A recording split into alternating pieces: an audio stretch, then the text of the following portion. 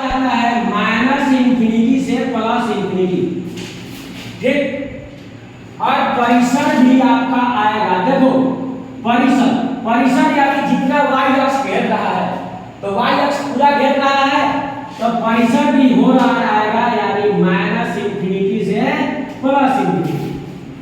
y अक्ष पूरा घेर रहा है, अगर आप पूरा y अक्ष कवर कर रहा है यानी y अक्ष यहाँ से यहाँ पूरा y अक्ष घेर रहा है, तो परिसर यानी y अक्ष का घेराव। हालांकि ऐसे नहीं कहते लेकिन समझने के लिए लिख देते हैं।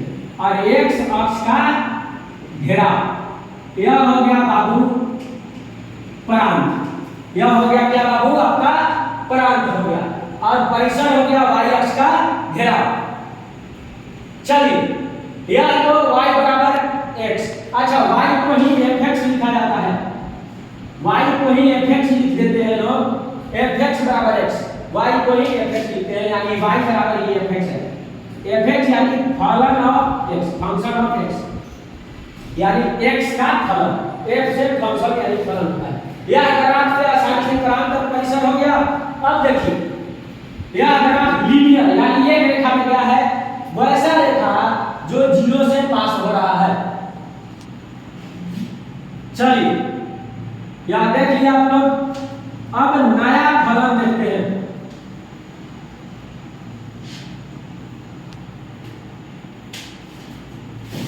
अब एक और चीज और, अगर फंक्शन में fx बराबर x का ग्राफ लिखे तो आप लोग अगर फंक्शन में अगर हम कुछ जोड़ देते हैं x प्लस 3, तो x बराबर 0 से x बराबर 0 पर y बराबर कितना देगा 0 प्लस 3 यानी 3, x का मान 0 रखेंगे तो y का मान 3 दे रहा है। अच्छा चलो यह जो फंक्शन fx बराबर x का ग्राफ था, fx बराबर x का ग्राफ था,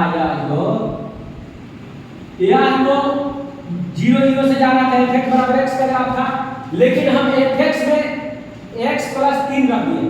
अब नया फंक्शन है, यह नया फंक्शन है, इसका ग्राफ x 3 जोड़ दिए पुराने फंक्शन में, नया फंक्शन में जो बना है, सॉरी जो नया फंक्शन बना है पुराने फंक्शन में 3 जोड़ दिए हैं, एक कांस्टेंट जोड़ दिए हैं यानी अंक जोड़ दिए हैं, 3 की जगह h कुछ भी रख सकते हो यानी कांस्टेंट होना चाहिए, x नहीं रखेंगे।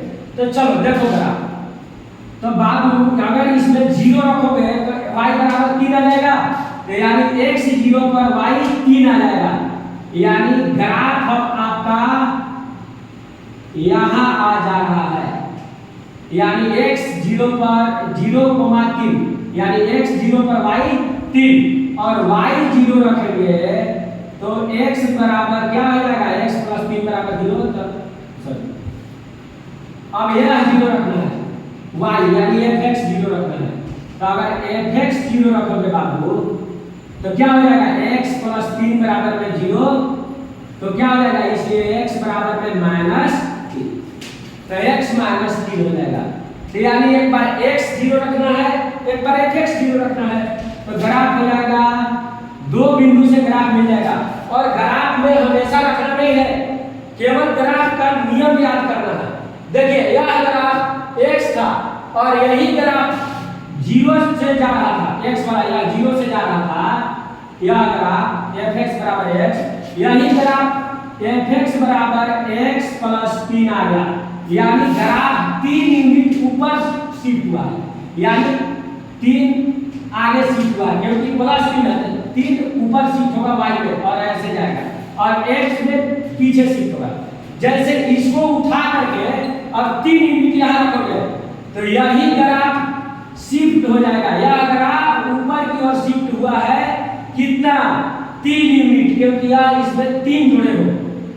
अब तुम इस ग्राफ को देख लोगे तो यह जो ग्राफ है यह एक ग्राफ और ये ग्राफ सेम है, यह 3 यूनिट ऊपर की तरफ शिफ्ट हुआ है, यानी आपका इसका प्रांत भी हो रहा होगा, क्योंकि पूरा y घेर रहा है, पूरा x घेर रहा है, प्रांत और परिसर वही होगा जो इसका है, लेकिन ग्राफ का तरीका अलग है। कभी कभी प्रांत और परिसर पूछ लेता है कि जो घिरा हुआ क्षेत्र है, जो घिरा हुआ क्षेत्र है उसका प्रांत बताओ, उसके जो विकर्ण है सॉरी कर्ण है उसका प्रांत बताओ, तो उसका प्रांत हो जाएगा 0 से लेकर 3 तक और -3 से 0 तक। लेकिन अब धीरे हुए क्षेत्र का पूरा लाइन का प्रांत और परीक्षण वही रहेगा जो इसका है। हम यह बता रहे हैं कि ग्राफ शिफ्ट कैसे होता है। प्लस जोड़ेंगे तो ऊपर की तरफ यह ग्राफ शिफ्ट हो जाएगा, +3 जोड़ेंगे तो ग्राफ ऊपर की तरफ शिफ्ट हो जाएगा।